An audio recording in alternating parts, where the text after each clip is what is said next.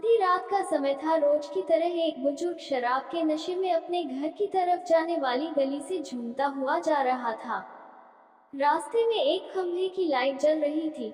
उस खंभे के ठीक नीचे एक 15 से 16 साल की लड़की पुराने फटे कपड़े में दरी सहमी सी अपने आंसू पोंछते हुए खड़ी थी। जैसे ही उस बुजुर्ग की नजर उस लड़की पर पड़ी, वह रुक सा गया। लड़की शायद उजाले की चाह में लाइट के खंभे से लगभग चिपकी हुई सी थी।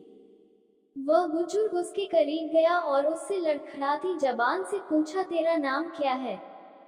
तू कौन है और इतनी रात को यहाँ क्या कर रही है? लड़की चुपचाप दरी सहमी नजरों से दूर किसी को देखे जा रही थी। उस बुजुर्ग ने जब उस तरफ देखा जहाँ लड़की देख रही थी, तो वहाँ 4 लड़के उस लड़की को घूर रहे थे। उनमें से एक को वो बुजुर्ग जानता था।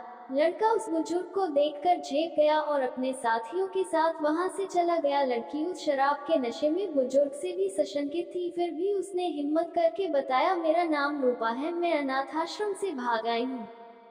वो लोग मुझे आज रात के लिए कहीं भेजने वाले थे। दबी जुबान से बड़ी मुश्किल से वो कह पाए, बुजुर्ग क्या बात करती है तू, अब कहाँ जाएगी? लड़की, नहीं मालूम बुजुर्ग, मेरे घर चलेगी। लड़की मन ही मन सोच रही थी कि ये शराब के नशे में है और आधी रात का समय है, ऊपर से ये शरीफ भी नहीं लगता है। और भी कई सवाल उसके मन में धमाचौकड़ी मचाए हुए थे। बुजुर्ग, अब आखिरी बार पूछता हूँ, मेरे घर चलोगी हमेशा के लिए? बदनसीबी को अपना मुकद्दर मान बैठी। गहरे गुप्त अंधेरे से घबराई हुई, सब कुछ भगवान के भरोसे छोड़कर लड़की ने दबी कुचली जुबान से कहा, जी हाँ।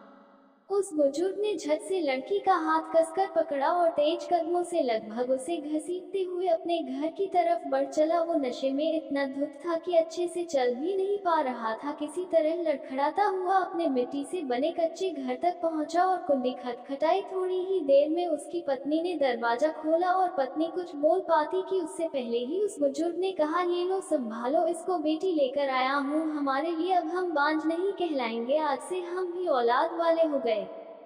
पत्नी की आंखों से खुशी के आंसू बहने लगे और उसने उस लड़की को अपने सीने से लगा लिया।